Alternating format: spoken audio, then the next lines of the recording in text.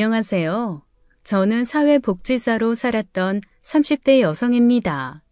저는 어려서부터 남을 돕는 삶이 가장 가치 있는 삶이라 여기며 사회복지사가 됐어요. 사실은 스스로 선택한 삶이라기보다는 사회복지가인 부모님이 선택해 주신 삶이었죠. 남들에게 칭송받는 사회복지사 부부인 저희 부모님의 악랄한 이면은 저만 알고 있습니다. 누군가를 희생시켜 완성된 선한 복지가 부부의 삶이 과연 진정한 가치 있는 삶이라고 할 수 있을까요? 저는 이남 이녀의 장녀로 무거운 책임감을 느끼고 자랐습니다. 본업과 봉사로 눈코 뜰 새 없이 바쁜 부모를 대신해 어린 동생들을 보살피는 건 전부 제 몫이었어요. 하지만 어린 동생들이라고 하기엔 밑으로 줄줄이 있는 동생들이 다 1살 터울이었죠. 그러니 막내와는 3살 차이밖에 나지 않았는데도 저는 항상 10살 더 먹은 누나처럼 살아야 했습니다. 경아야, 알지? 너는 우리 집 기둥이자 대들보야. 제가 제대로 행동하지 않으면 그 밑으로 동생들도 다 따라한다고 했지. 그러니 너는 누구보다도 모범이 되어야 해. 엄마는 우리 경아 믿어.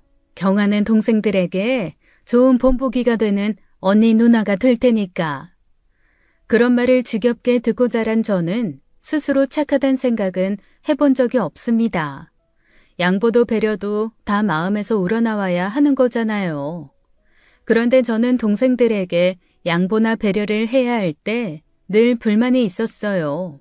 왜 나만? 왜 항상 새 양말을 양보해야 하는 건 나고 계란 후라이를 양보해야 하는 건 나지? 하면서요. 하도 그런 말을 듣고 살아 그런지 양보와 배려의 순간이 오면 늘 내가 나서야 한다고 생각하게 됐지만요. 경아야, 오늘 운동회에서 아빠와 함께하는 달리기 말인데 그거 아빠가 채아랑 하기로 했어. 그러니까 서운해하지 마. 그럼 나는 누구랑 해? 복지관의 영준이 삼촌 알지? 영준이 삼촌이 해주기로 했어. 나도 아빠랑 하고 싶은데. 엄마도 알지. 근데 채아는 더 어리잖아. 그러니까 언니인 네가 채아한테 양보하자. 응? 부모가 필요한 순간 저는 항상 부모가 없는 아이처럼 소외되곤 했습니다. 장녀의 양보와 배려라는 이름으로요. 복지관에서 저희 남매 앞으로 자전거가 3대가 나왔을 때도 저는 자연스레 양보해야 하는 대상이었어요. 저는 지인들로부터 물려받는 게 대부분이었는데 동생들은 새 물건을 갖는 경우도 많았죠. 8살 때도 유치원에 가면 저는 신나게 놀지 못하고 동생들이 다치지 않는지 가면 안 되는 곳으로 가는 건 아닌지 살펴야 했어요. 지금 생각해도 어린아이답게 자란 적은 한 번도 없었고 늘 누군가의 언니나 누나, 착한 장녀로만 자랐습니다. 그런 삶이 어린 제게는 너무 버거웠습니다. 부모님은 왜 나를 첫째로 낳아 힘들게 살게 하나, 왜 나는 항상 동생의 행복을 위해서만 살아야 하나 원망도 들었고요. 그러다 중학생이 되던 해에 저도 터지고야 만 겁니다. 그날은 여동생이 제가 아끼던 옷을 입고 나가 망가뜨리고 온 날이었어요. 엄마 아시는 분이 제게 사주신 저한텐 몇 없는 새 옷이고 아끼던 옷이라 저도 몇 번 안 입은 옷이었거든요.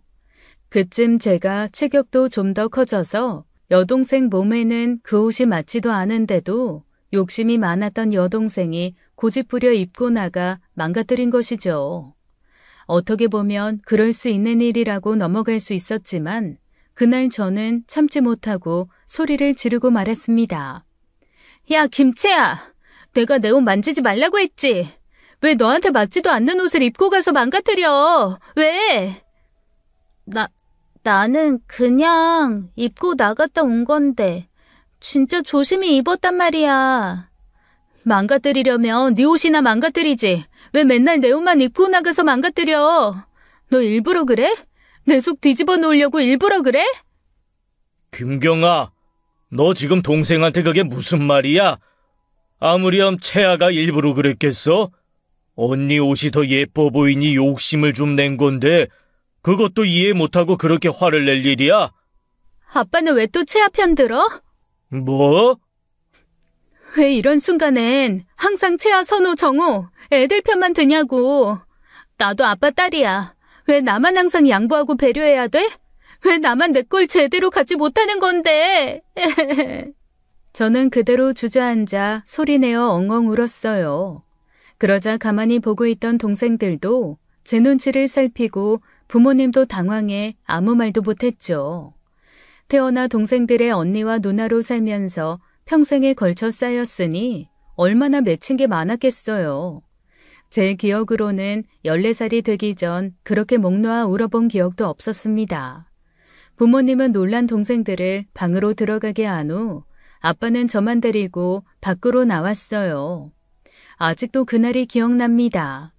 봄에서 여름이 되어갈 무렵 초록으로 물든 집 앞 공원이었어요.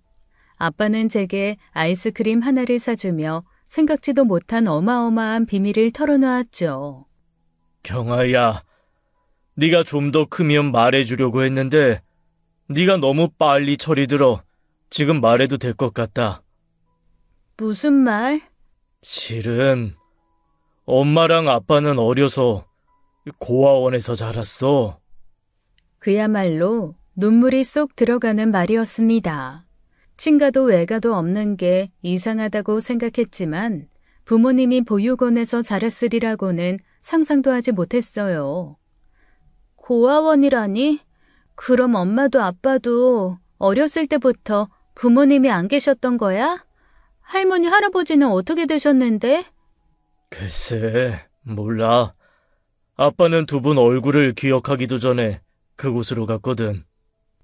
아, 몰랐어. 아빠가 말해준 적이 없는데 당연히 모르지. 한 번은 입양도 갔었다. 거긴 어려서 입양될 확률이 높아지거든. 그래서 어려서 들어온 아빠는 2살 때 한 번 입양이 됐었는데 그 집에서 못 키우겠다고 파양해서 돌아오게 된 거야. 왜? 2살짜리 애가 무슨 잘못이 있다고. 글쎄, 똥을 너무 많이 쌌나? 뭐 아니면 밥을 너무 많이 먹었나? 그도 아니면 너무 많이 울었나? 그거야 당연하지. 2살인데. 2살이 똥도 많이 싸고 밥도 많이 먹고 많이 울 수도 있지. 슬픈 이야기를 비교적 덤덤하게 이야기하는 아버지의 모습에 저는 울컥 눈물이 날 것 같았습니다. 방금 전까지만 해도 눈물이 하나도 창피하지 않았는데 그때는 울면 안 될 것 같더라고요. 그래서 그곳에서 내내 지내다가 아빠가 10살 때 엄마가 왔어. 10살 때? 그럼 외할머니, 외할아버지는? 두 분 다 돌아가시고 친척 중에 아무도 키우겠다는 사람이 없어서 오게 된 거지. 그랬구나. 미안해, 아빠. 뭐가 미안해? 경아, 네가 잘못한 게 뭐가 있다고. 그냥 미안해.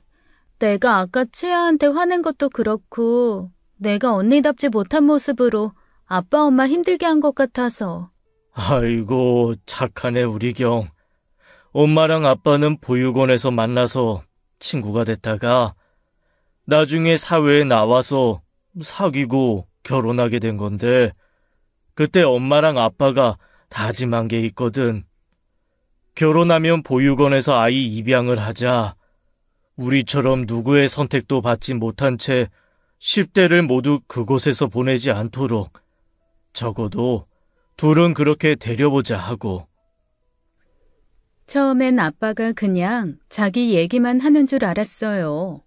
그런데 제가 알고 싶지 않았던 무서운 진실은 따로 있었던 겁니다. 아빠의 고백에 괜히 말썽 부린 게 죄송해 잔뜩 죄책감을 갖던 순간 아빠가 던진 말은 엄청난 충격으로 닿았죠.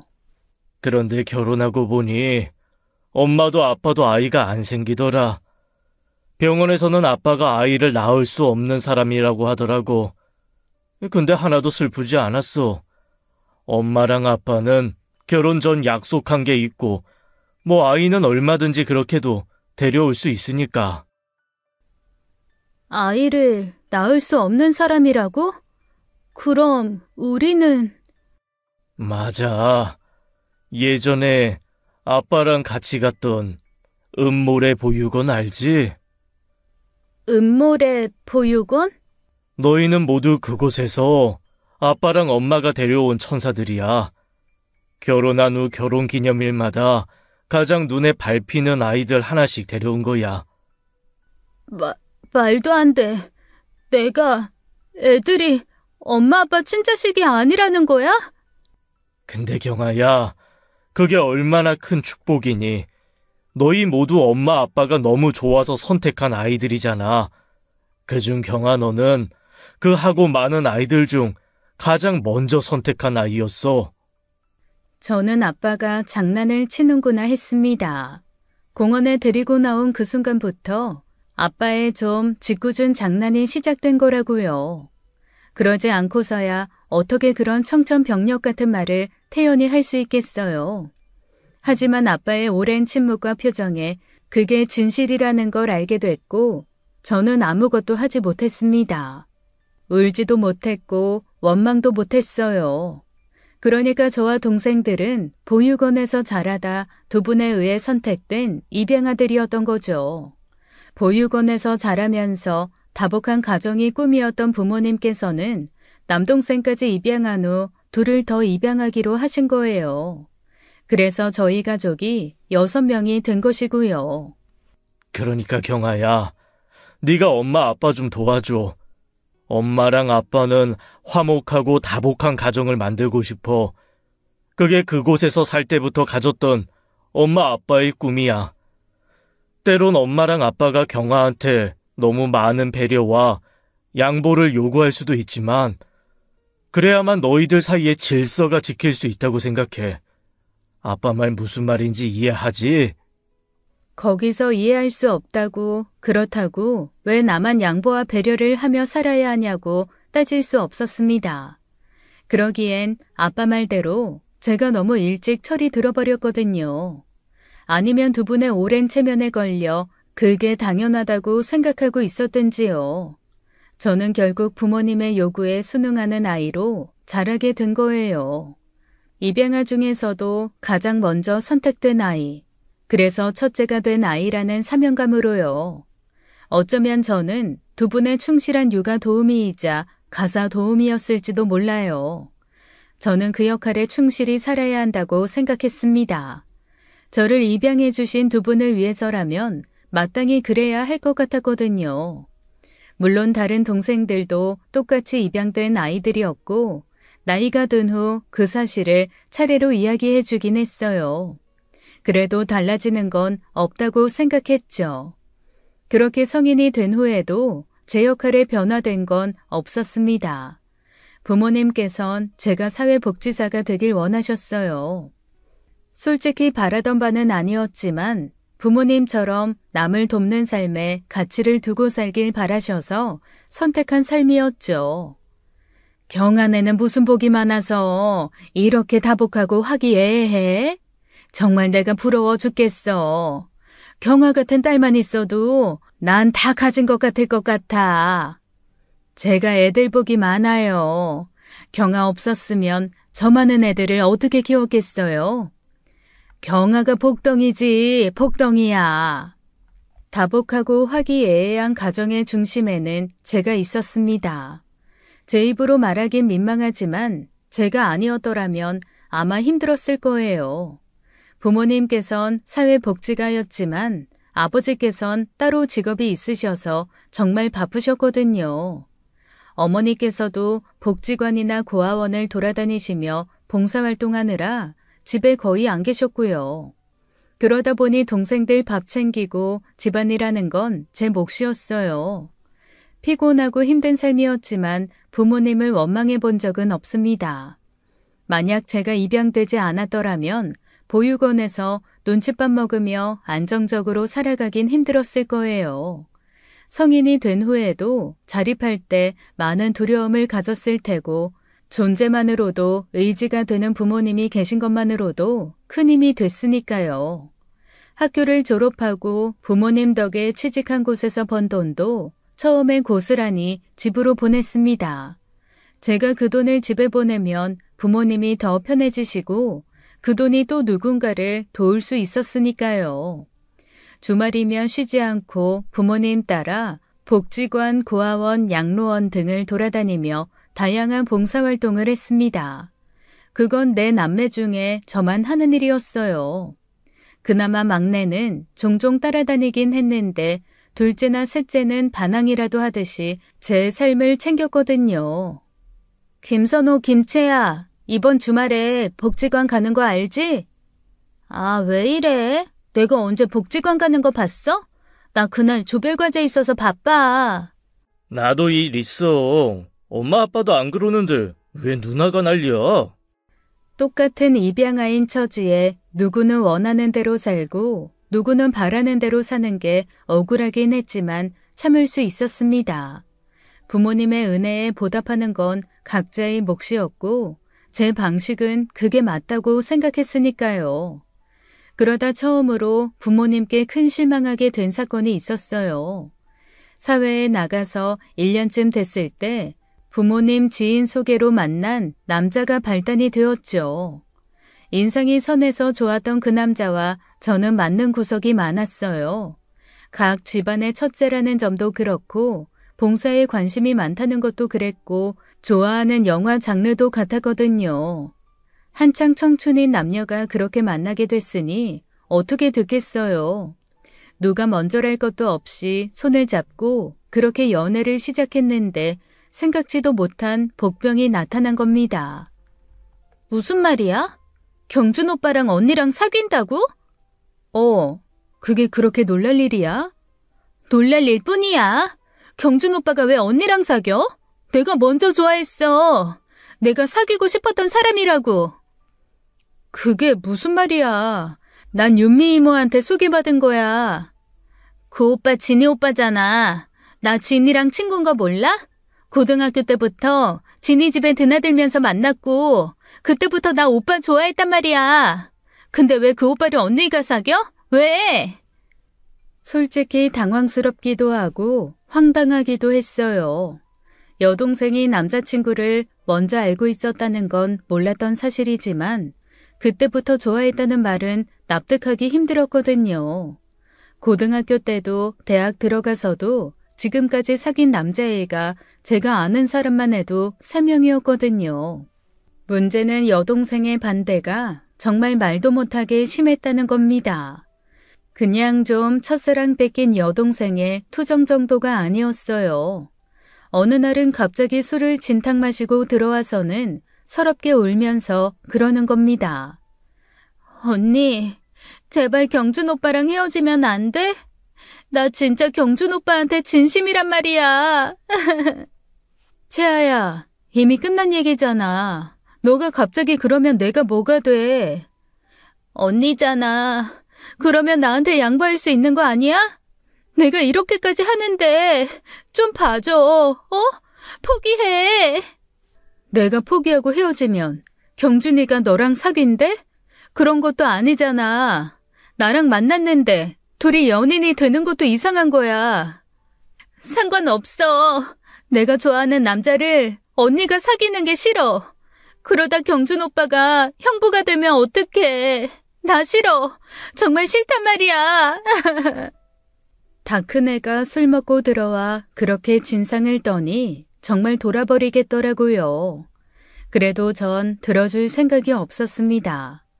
이유가 이해나 되면 또 몰라요. 여동생은 갖지 못한 장난감을 두고 생떼를 부리는 유치원생 같았거든요. 게다가 이제 막 연인이 되었고 제 첫 남자친구였으니 제가 또 얼마나 좋아했겠어요. 생각해보면 어렸을 때부터 그랬습니다.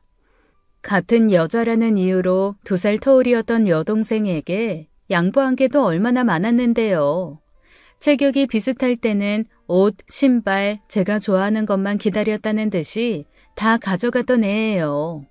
그때 언니라는 이유로 너무 쉽게 양보해서 저렇게 됐나 싶어 후회도 됐습니다. 술 마시고 진상 부리는 걸로는 통하지 않는다고 생각했는지 어느 날은 저를 불러 그러더군요. 언니, 진짜 양보 안 할 거야? 경준이가 물건이야? 양보하고 말고 하게. 내가 양보해도 경준이 너한테 안 가. 동생 친구로 만난 애를 여자로 받겠어? 경준이는 한순간도 너 여자로 본 적 없대. 그러니까 그만 좀 해. 그때 여동생은 저를 죽일 듯이 노려보았어요. 그 눈빛이 무엇을 말하는 건지 미처 알지 못했습니다. 평소처럼 일을 하던 중 엄마로부터 급한 연락을 받게 되었죠. 경아야, 병원, 빨리 병원으로 좀 와. 병원? 갑자기 무슨 일인데 그래? 채아가 약을 먹었어.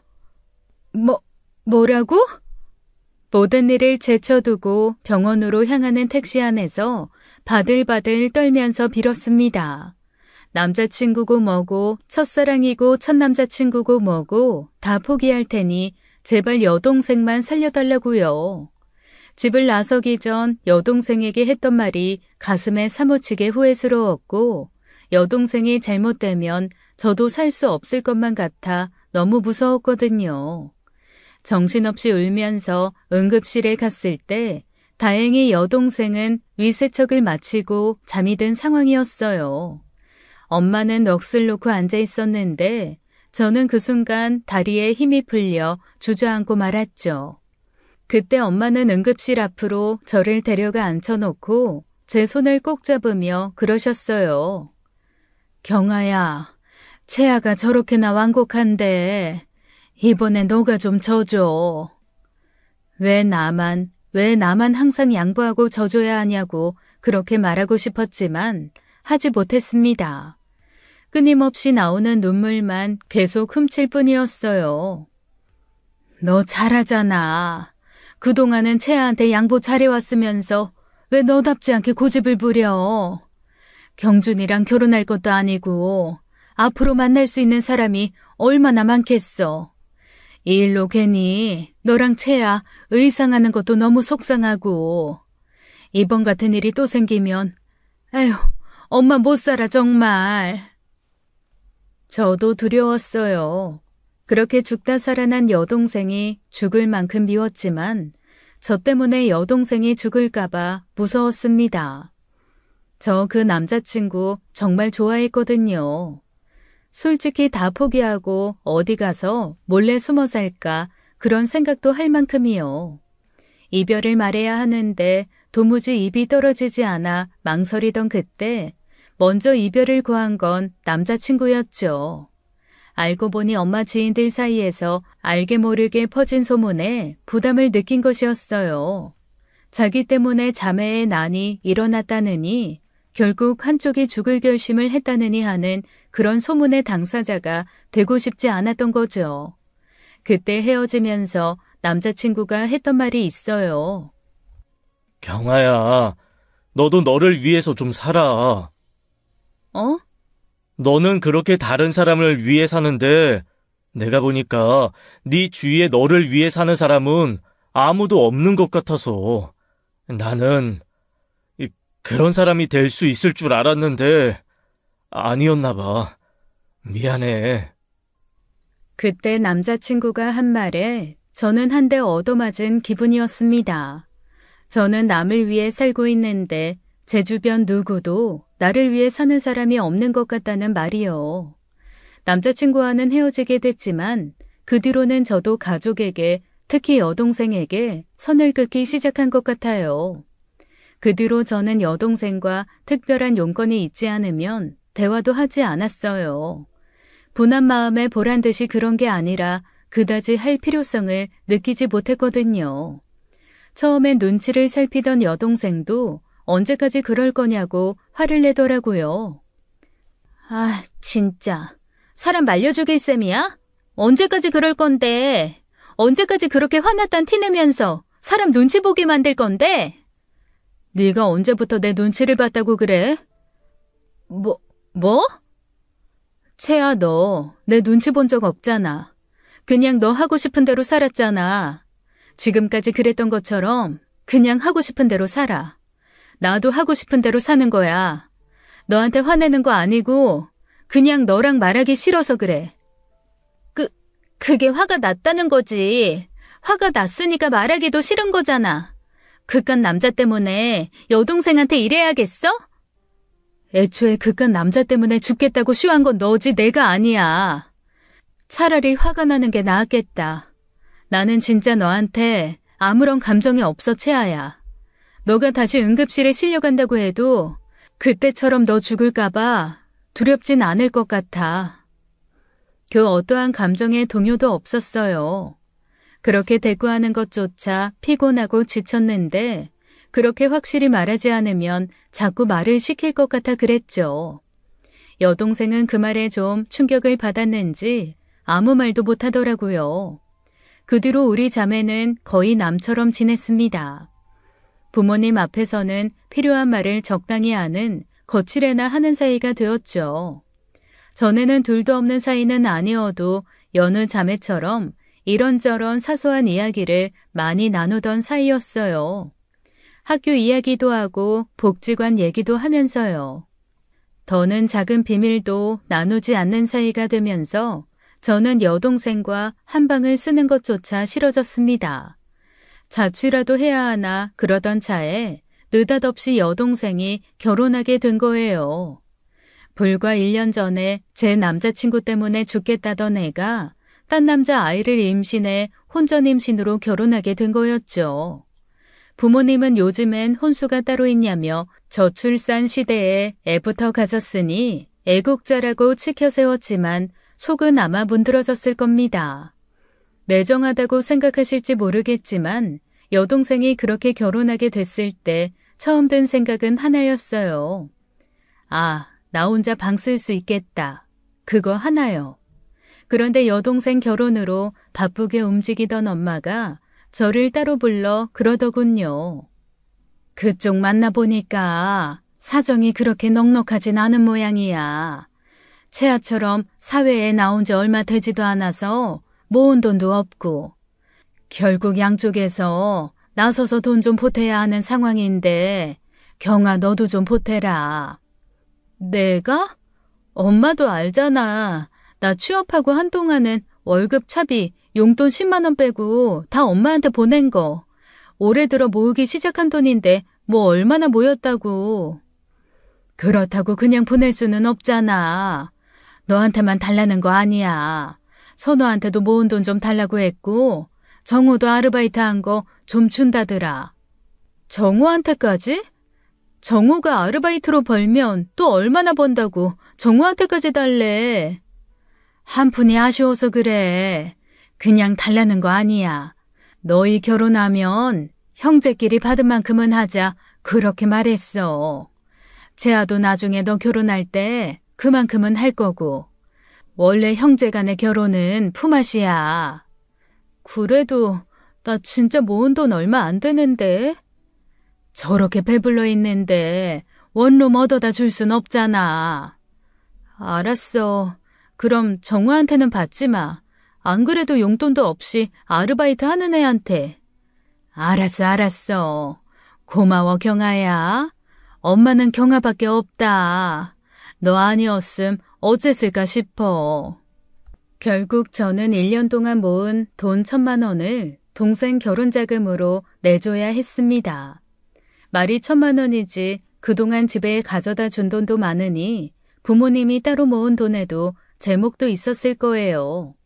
아직 학생인 막내한테까지 받아야 하나 싶어 그냥 그렇게 주고 털어버리기로 했죠. 제가 결혼한다고 여동생이 저한테 똑같이 할 거라는 기대는 조금도 없었고요. 어차피 자취했어도 나갈 돈이었다 생각하고 잊어버렸습니다. 그렇게 모은 돈으로 사돈 쪽과 합쳐 반전세를 얻어서 내보냈어요. 하지만 여동생의 결혼은 순탄하지만은 않았습니다. 애를 낳으면서 여동생은 일을 쉬고 독박 육아를 하게 된 모양이더라고요. 밤낮이 따로 없는 애를 돌보느라 제대로 잠도 못 자고 시달리다 성격도 꽤 예민해졌고요. 남들 돕기 바쁜 엄마도 짬을 내 여동생을 도우러 가는데 역부족인지 저한테 도와달라고 하더라고요. 별로 돕고 싶진 않았지만 엄마가 너무 힘들어해서 엄마 따라 몇 번 따라가긴 했습니다. 엄마, 언제까지 이렇게 살아야 돼? 나 진짜 미칠 것 같아. 애구 뭐구 그냥 도망치고 싶어. 애엄마가 못하는 소리가 없어. 그러게 누가 애부터 덜컥까지래? 누가 알았나? 애 키우는 게 이렇게 힘들고 고된 일인 걸 누가 알았겠냐고. 아유, 진짜 얼굴 상한 거 봐. 엄마가 너 이렇게 살라고 키운 거 아닌데. 아유, 속상해서 진짜. 경아야, 와서 서윤이 좀 봐. 채아 눈 좀 붙여야지. 이러다 애 늙겠어. 엄마는 일단 빨래부터 할 테니까 너가 애 좀 봐. 차라리 엄마가 애를 보지. 나는 애는 좀 힘든데. 엄마가 손목이 아파서 애를 들고 있을 수가 없어서 그래. 차라리 빨래를 하는 게 낫지. 애가 등에 센서가 있는지 눕히기만 해도 울어 내내 안고 있어야 했어요. 문제는 단순히 독박육아 문제뿐만이 아니었다는 겁니다. 애가 밤낮 없이 운다고 애아빠인 제부는 하루가 멀다 하고 자기 집으로 퇴근을 한다는 거예요. 여동생은 그 일로 싸우고 애를 둘러엎고 친정으로 오는 날도 잦았고요. 그러니까 부모가 될 자격이 없는 아이들이 아이를 가져 생긴 문제였죠. 결국 부모님은 따로 제부를 불러다 설득도 하고 혼도 냈습니다. 시준아, 너도 아빠잖아. 아빠면 책임감 있게 자기 가정을 돌볼 줄 알아야지. 그렇게 힘들다고 집으로 가고 그러면 어떡해? 잠을 못 자겠다니까요, 장인어른. 잠을 못 자면요, 다음날 일을 못 해요. 일을 못 하잖아요? 그럼 월급이 나오겠어요? 안 그래도 과장님 눈에 불을 켜고 저 벼르고 있는데 제가 회사에서 졸리기라도 해봐요. 채아도 일을 안 하는데 저까지 백수되면 그거야말로 제 가정의 비극 아니겠어요? 이해는 하는데 그래도 좀 거들어줘야지. 채아 얼굴이나 제대로 봤어? 애가 반쪽이 됐는데 그게 안쓰럽지도 않아? 그래서 맛있는 건 많이 사 먹으라고 제가 카드 줬다니까요. 아이, 먹을 거 더 사달라는 말이 아니잖아. 그러면 도우미라도 좀 부르든지. 외벌이 하면서 도우미 부를 형편이 되겠어요? 집세도 내야 하고 공과금에 혼수 마련한다고 매달 들어가는 할부까지 하면, 아이, 그렇게 안타까우시면 장인어른께서 좀 해주세요. 제부는 도무지 말이 통하는 사람은 아니었어요. 여동생도 제부도 사실 철없는 애들끼리 잘 만났다 싶었지만요. 저는 저렇게 살 거면 차라리 헤어져 사는 게 낫지 않나 싶었지만 부모님께서는 이혼을 결사반대하셨습니다. 남들 눈치 보며 어렵게 한 결혼인데 1년도 못 돼서 헤어지는 건 용납할 수 없다고요. 결국 남들 이목이 중요했던 거예요. 그렇다고 여동생 위해서 이혼을 설득할 필요도 없었던 게 여동생도 이혼은 바라지 않더라고요. 미우나 고우나 자기 서방이라고 엄마가 제부 욕을 1절 하다가 4절까지 하면 괜히 짜증내곤 했고요. 그렇게 우여곡절 끝에 어찌저찌 살더라고요. 애가 돌이 되어가니 잠으로 고생시키는 일도 없는 것 같았고요. 그렇게 조카 두돌이 될 즈음 저도 결혼하게 되었습니다. 유기견 봉사활동을 하다 만난 사람인데 굉장히 따뜻하고 편안한 사람이었어요. 회계사로 바쁜 나날을 보내면서도 한 달에 한 번은 꼭 유기견 봉사활동을 하러 오더라고요. 바쁘실 텐데 매번 이날은 빠지지 않으시네요. 네, 실은 제가 전에 키우던 강아지가 유기견이었거든요. 12년 동안 제 품에 있다가 보낸 녀석인데 여기 오면 처음 그 녀석 데리고 왔던 때가 생각나 마음이 편해져요. 동물 좋아하는 사람치고 나쁜 사람은 없다잖아요. 죽은 반려견을 생각하며 꾸준한 봉사활동을 하는 모습에 눈길이 가서 이런저런 대화를 나누다 인연이 되었죠. 알면 알수록 저한테는 과분한 사람이긴 했어요. 직업, 학벌, 인물 뭐 하나 빠짐없는 사람이 제 동반자가 된다는 게 믿기지 않을 정도로요. 게다가 시부모님도 사랑이 넘친 분들이셨고 남편도 옆에 있는 사람을 행복하게 하는 재주가 있었거든요. 그렇게 남편을 부모님께 소개시키고 상견례까지 끝마친 어느 날이었습니다. 갑자기 여동생이 조카를 데리고 친정에 와서 그러는 거예요. 언니, 결혼하지 마. 갑자기 그게 무슨 말이야? 내 꼴 안 보여? 결혼해 얻은 거라곤 자식 하나밖에 없어. 남자 좋아서 결혼해봤자 여자 팔자 결국 남자 뒷바라지나 하는 가전제품 같은 신세나 된다고. 나 대학 나와서 하는 거 뭐야? 결국 밥하고 빨래하고 청소하고 애 키우고 그게 전부잖아. 언니 결혼하면 나처럼 될 거야. 걱정하지 마. 너처럼 가전제품 같은 신세로 살지는 않을 거니까. 애 낳으면 시어머니께서 돌봐주시기로 했고 도우미도 쓰기로 했어. 제 말에 여동생은 아차 싶은지 당황하더라고요. 똑같은 결혼이어도 자기랑 제 처지가 다르다는 걸 미처 인식하지 못한 거예요. 결혼하면 불행해질 거라며 결혼을 막는 것도 다 이유가 있었습니다. 그 빤한 속을 제가 몰랐을까요? 상견례도 부모님끼리만 모이기로 했는데 기어이 따라 나서겠다고 왔었거든요. 그 자리에서 제 시부모님과 남편 처음 봤는데 그러고 나서 저러는 거예요. 인품 좋으신 분들이고 남편이 경제력이 있어 상견례 자리에서 집 문제도 쉽게 해결됐었거든요. 자기랑 너무 다른 결혼을 한다 싶으니 배가 아파서 그런 거겠죠. 자기 반대에도 제가 꿈쩍도 하지 않자 매일같이 찾아와 사람을 들들 볶더라고요. 언니, 형부 될 사람 제대로 조사해 본 거 맞아? 나 아는 언니가 회계사들 돈 잘 벌어서 두 집 살림하는 경우도 많이 봤대. 혹시 알아? 지금 언니 짜고 치는 고스톱판에 말려든 건지. 그만해, 김채야. 좋은 일 앞두고 재뿌리는 것도 아니고 왜 그런 얘기를 해? 걱정돼서 그러는 거잖아. 걱정돼서. 결혼하면 언니 불행해져. 결혼 자체가 불행이고 절대 해서는 안 되는 일이라고. 난 언니가 멋있는 싱글로 살 줄 알았는데 여느 여자처럼 결혼해서 산다니까 실망스러울 지경이야. 실망해. 너한테 실망 산다고 해서 내 인생 달라지는 것도 아니니까. 아, 진짜 언니.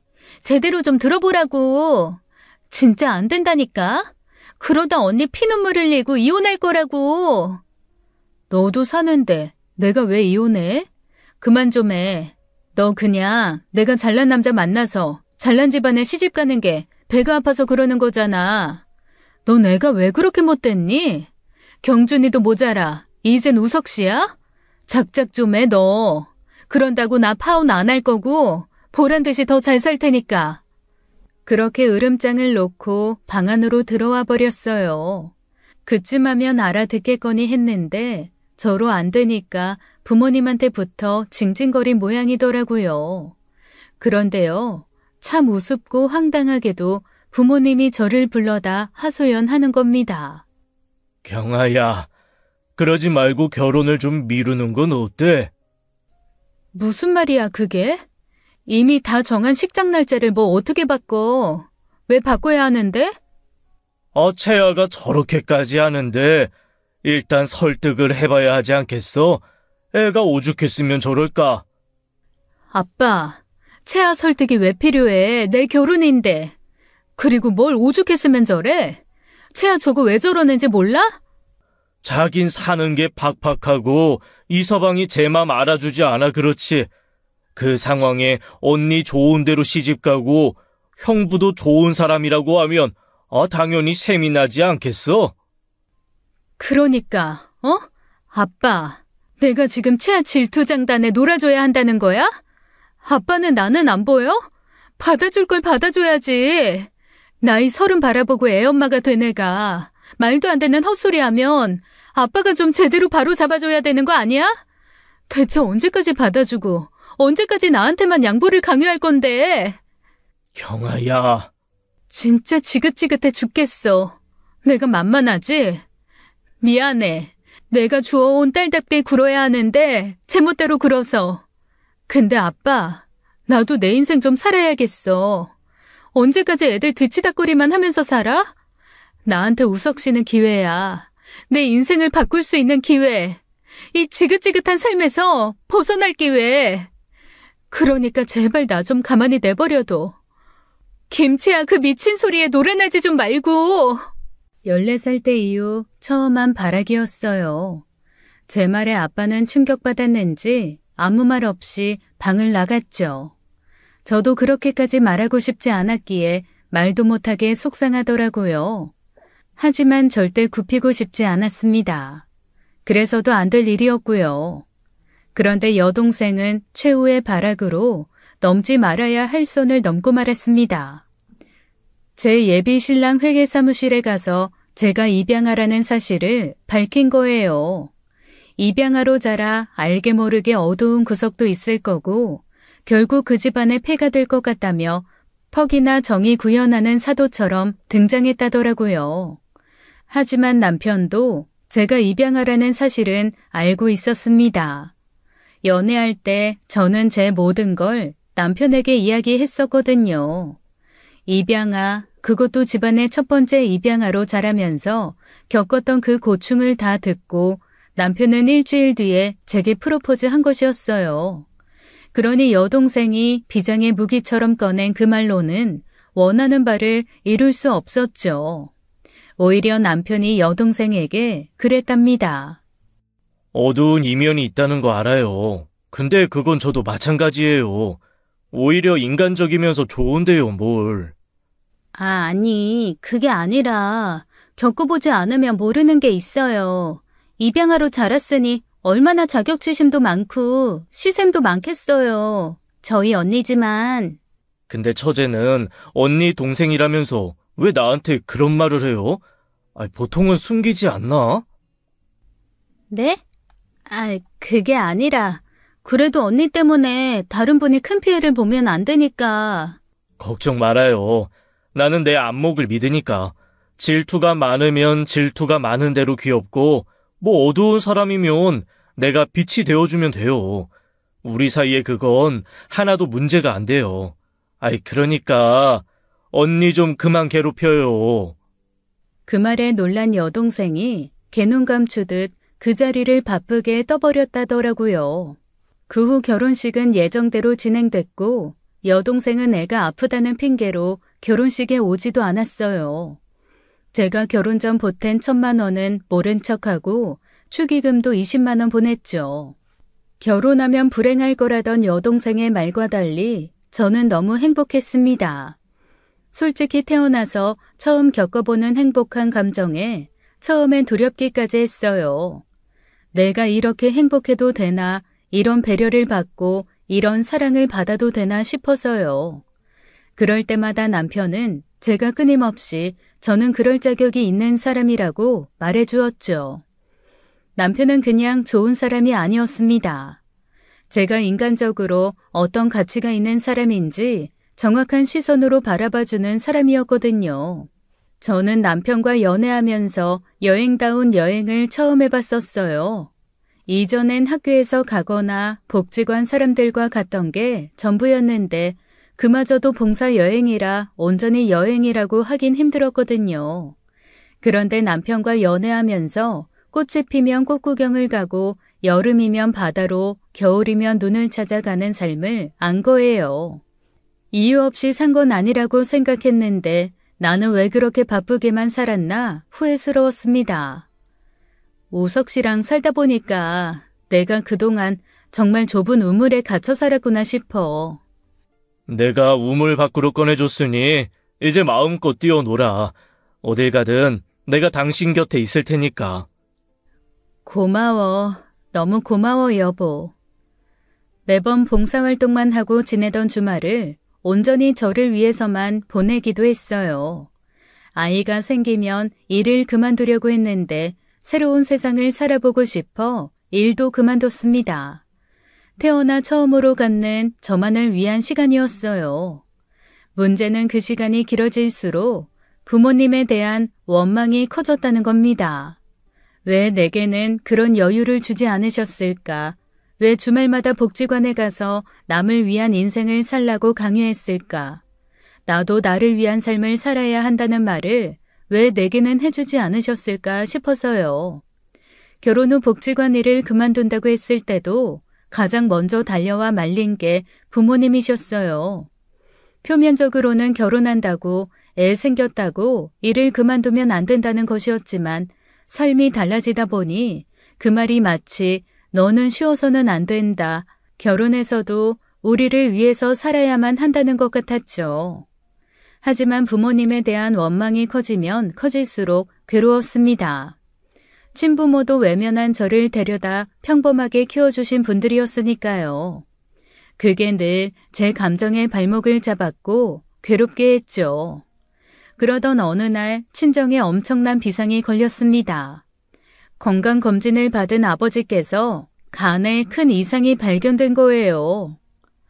아휴, 경아야, 이를 어쩌니? 네 아빠 어쩌면 좋아? 아빠, 많이 안 좋으셔? 왜? 간이 뭐 어떻게 된 건데? 강견병증이래. 이미 너무 손상이 많이 됐대. 갑자기 그게 무슨 말이야? 건강했잖아. 검진 결과 이미 간이 전체적으로 딱딱해지고 정상적인 기능이 안 되는 상태였다는 거예요. 이미 약으로는 손쓸 수 없는 상황이라 간 수치도 많이 오르고 머지않아 복수나 황달 같은 합병증도 나타날 거라고요. 결국 간이식만이 답인 거예요. 이럴 때 친자식이 있었으면 문제가 훨씬 쉬웠겠지만 문제는 저희 모두 입양하였다는 겁니다. 어쨌든 자식이 넷이나 있으니 시도해볼 사람이 많은 건 다행이었죠. 저는 바로 이 사실을 남편에게 이야기하고 상의를 했어요. 우석 씨는 반대할 거라는 거 아는데 나 적합검사 한번 받아보고 싶어. 뭐라도 해보지 않고 아빠한테 무슨 일이라도 생기면 나 그거 감당하기 힘들 것 같아. 그래, 경아야. 해봐. 뭐든 해봐야지. 일단은 검사 받고 그 뒤는 그때 생각해보자. 남편도 100% 찬성하진 않았지만 그래도 제 선택을 존중해 주려고 노력했어요. 그렇게 동생들을 만나 적합검사 날짜를 잡아보자고 하는데 다들 반응이 시원찮은 거예요. 근데 누나, 내가 좀 술을 많이 마셔서 나도 간이 좀 안 좋을걸? 난 우리 서윤이도 있는데 좀 빼줘. 간이식 그거 하면 피곤하다며. 안 그래도 애 때문에 힘든데. 누나, 나는 무서워서 못하겠어. 알잖아. 나 수술 때 오르는 거 무서워서 고래도 안 잡은 거. 너무 기가 막혀 말문이 턱 막혔습니다. 핑계도 가지각색이더라고요. 생각해보면 늘 그랬습니다. 집안을 위해 뭔가 하기 위해 적극적으로 나서는 건 저였어요. 동생들은 내키면 하고 내키지 않으면 하지 않았죠. 어지간하면 첫째로서 제가 다 떠안고 가겠는데 이건 확률 싸움이잖아요. 저 혼자 받는 것보다 그래도 넷이 받는 게 낫고요. 이식이란 게 강요를 해선 안 되는 일이지만 그래도 그건 사람이 할 짓이 아니다 싶었습니다. 저희 인생을 구해주신 분들인 거잖아요. 그래서 그냥 두고 볼 수가 없었던 거예요. 진짜 너무들 한다. 잊었어? 우리 다 결국 엄마 아빠가 선택한 애들이야. 엄마 아빠 아니었으면 우리 다 어떻게 살았을지 누가 알아. 선호 너 아빠 아니었음 더 좋은 집안으로 입양 갔을 거라고 장담할 수 있어? 채아 정우 너네도 마찬가지야. 다들 진짜 양심도 없다. 너네 같은 행동을 하는 애들 때문에 검은 머리 짐승은 함부로 거두는 거 아니라는 말이 나오는 거라고. 다들 할 말은 없는지 꿀먹은 벙어리처럼 입을 다물고 있더라고요. 거기다 대고 목이 나가도록 소리를 지르고 다그쳤습니다. 평생 동생들한테 한 번도 그런 적 없던 제가 그러니 동생들도 결국 마지못해 적합검사를 받겠다고 하더라고요. 그렇게 병원 가도 조율해 날짜를 잡고 병원에 입원한 아빠를 만나러 갔어요. 적합검사를 받기로 했으니 일단 안심하시라고 그 말을 전해주려고 했던 거예요. 그런데 그곳에서 제 인생을 완전히 짓밟을 진실을 알게 되리라곤 꿈에도 생각하지 못했던 겁니다. 적합검사? 너희들이 다? 응, 아빠. 애들이 다 검사 받겠대. 그러니까 걱정하지 마. 아무리 그래도 내시면 한 명은 맞겠지.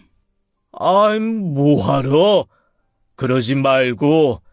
경아야, 너만 한번 받아봐. 어? 나만? 왜 나만? 순간 저는 아빠 말에 또 너무 서운했습니다. 다른 문제도 모자라 이식 문제까지 장녀인 저에게만 책임지라고 하나 싶어서요. 울컥 화가 치밀려는 그 순간 아빠가 꺼낸 말에 저는 그대로 얼어붙고 말았죠. 괜히 너만 받으라고 하는 게 아니라, 그래도 너가 제일 가능성이 크니까. 왜 내가 가능성이 큰데? 아빠 진짜.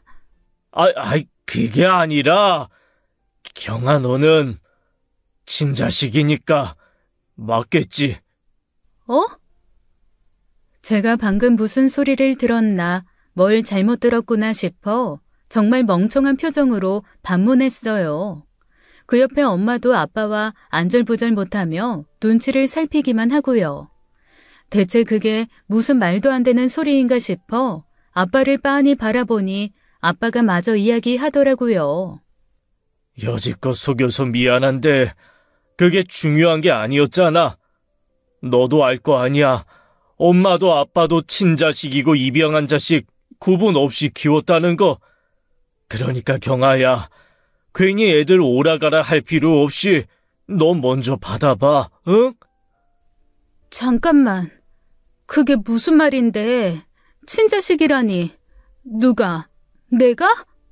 미안하게 됐다. 그래, 경아야.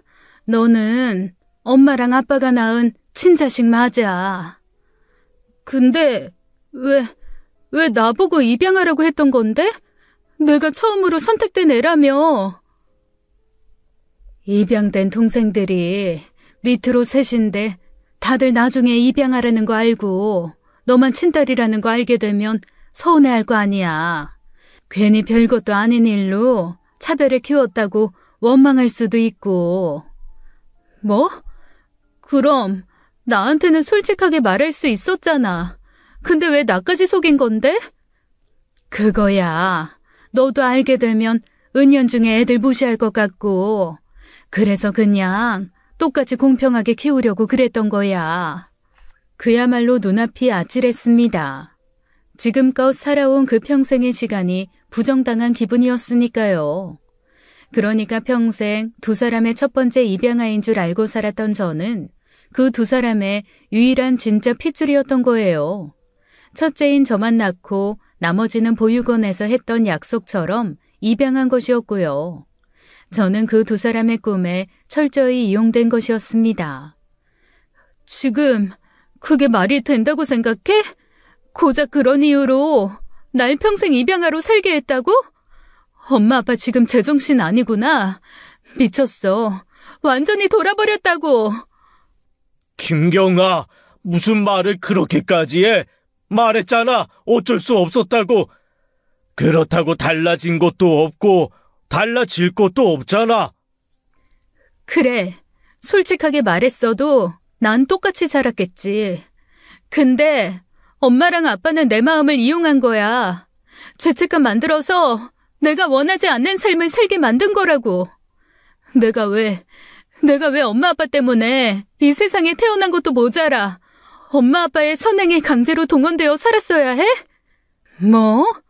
우리 선행에 강제로 동원되다니. 너가 뭘 했는데? 기가 막혀서. 김경아, 충격받은 건 알겠는데 너야말로 제정신 아니야 지금. 아무리 속상해도 그렇지. 말은 가려서 해야 할 거 아니야. 엄마 아빠가 너 키우면서 못해준 것도 없잖아. 엄마가 그렇게 이야기하며 기가 막혀 하는데 제가 무슨 말을 하겠어요. 저도 할 말이 없었습니다. 자라면서 저 아니었으면 애셋을 못 키웠을 거다. 남들의 자랑이다. 부모 뜻대로 자라줘서 고맙다. 그랬던 사람이 이제 와서 못해준 것도 없다고 큰소리 치다니요. 이제 와서 억울하다고 생각하면 너 그동안 동생들한테 베푼 마음도 진실성이 사라지는 거야. 경아, 네가 지금은 충격에 이성적인 생각을 하긴 힘들겠지만 집으로 돌아가서 한번 잘 생각해봐라. 그게 엄마 아빠의 최선이었어. 아니, 나 지금 너무 이성적이야, 아빠. 내가 지금 이성적이지 못하면 가만히 있겠어? 아무리 차분히 마음을 가라앉히고 생각해봐도 엄마 아빠의 최선은 그게 아니었어. 그냥 엄마 아빠 편하려고 그랬던 거잖아. 괜히 분란 생길까봐. 공평? 친자식인 나한테도 그게 공평했던 거라고 할 수 있어? 그런 식으로 생각하지 마. 평생 동생들 위해 산 삶을 감사히 여기면 되는 거지. 이 땅에 태어났으면 늘 누군가를 위해 살아야 해. 그런 삶이 축복인 거야. 저는 그 길로 그냥 병실을 나와버렸습니다. 그대로 있다간 정말 제가 무슨 짓을 할지 모르겠다 싶더라고요. 부모님과 대화하면 할수록 돌아온 이성도 다시 달아날 것만 같았으니까요. 그 길로 저는 남편 사무실로 찾아갔어요. 마침 점심시간이라 다른 직원들은 자리를 비우고 남편 혼자 도시락으로 점심을 때우고 있더라고요. 갑작스러운 방문에 깜짝 놀란 남편이 제게 무슨 일이냐 묻기도 전에 저는 남편 앞에서 대성통곡하며 주저앉았습니다. 경아야, 왜 그래? 무슨 일인데? 아버님한테 무슨 일 생겼어? 그런 거야? 여보, 아니래. 아니래. 뭐가 아닌데? 무슨 일이야? 내가 입양아가 아니래. 엄마 아빠 친자식이래. 동생들이 서운해할까봐 동생들 위해서 날 평생 입양하라고 한 거래. 어떻게 그래? 친부모 맞아? 여보 있지? 나는 평생 친부모랑 함께 살았는데도 버림받고 자란 기분이야. 지금 미치겠어. 돌아버리겠어 정말. 내 인생이 너무 불쌍해. 이게 대체... 진정해. 괜찮아. 괜찮을 거야. 놀란 남편 품에 안겨 그렇게 한참 목을 놓아 울었습니다. 그렇게 울어도 제 유년 시절은 돌아오지 않았어요. 남편은 부모님이 제가 친자식이란 걸 밝히며 혼자 적합검사를 받아보란 말에 분노했습니다. 그러면서 적합검사를 절대 받지 말라고 했어요. 저도 그러고 싶지 않아 부모님 연락은 다 받지 않았죠. 검사날이 되자 동생들에게도 연락이 왔지만 전부 받지 않았습니다. 그러자 여동생이 문자 메시지를 보냈더라고요. 입양하니 뭐니 부모님 은혜 운운하더니 결국 가장 먼저 도망친 건 언니잖아. 양심 있게 살아라 제발. 제가 왜 그런 애한테 그런 문자 메시지를 받아야 하나요? 저는 번호를 바꿀 결심을 하고 마지막으로 엄마한테 연락을 했습니다. 저한테 할 말 없냐고요. 그러자 엄마가 문자 메시지로 그러더라고요. 얼른 와서 적합검사 받아. 아빠 많이 안 좋아졌어. 경아 네가 있어야 우리가 살아. 저는 그 문자 메시지를 받고 바로 전화번호를 바꿔버렸습니다. 그리고 그 집안과 연을 끊기로 했죠. 남편도 사정을 알게 된 시부모님들도 경악하며 제 결정을 지지해 주었고요. 아픈 아빠를 두고 내린 결정이 조금 신경 쓰였지만 저는 부모님 그리고 그 집안을 위해 할 만큼 했어요. 간까지 떼어주면 저는 정말 이 세상에 태어나 부모님을 위한 인형으로만 살다가는 것 같아 싫었습니다. 그래서 이를 악물고 견뎠죠. 남편이 알아본 바로는 결국 남은 3명의 동생이 적합검사를 받았는데 기적적으로 둘째 남동생이 적합으로 떴다고 하더라고요. 그런데 웃긴 건 정작 수술날이 다가오자 무섭다고 잠적해버렸답니다. 저희도 살던 곳을 이사하고 남편 사무실도 급하게 이전을 해버렸어요. 애초에 만날 수 있는 가능성을 없애버리고 싶었거든요. 누군가는 제 선택이 너무 과했다고 비난할지도 모르겠습니다. 아버지가 어떻게 됐는지는 몰라요. 하지만 잘못되셨더라도 제 탓은 아니라고 생각합니다. 누군가의 탓을 해야 한다면 적합한데도 무섭다는 이유로 입양해 키워주신 아빠를 외면하고 사라진 둘째겠죠. 언젠가 첫 번째 남자친구가 했던 말이 새삼 떠올랐습니다. 저를 위해 살라던 그 말이요. 이제 저에게도 저를 위해 사는 사람이 생겼습니다. 그래서 저도 저를 이용해 먹으려고 하는 사람들을 위해서가 아니라 나를 위해 사는 그 사람을 위해서 살아보려고요. 저도 이제부터 진짜 인생을 살 거예요.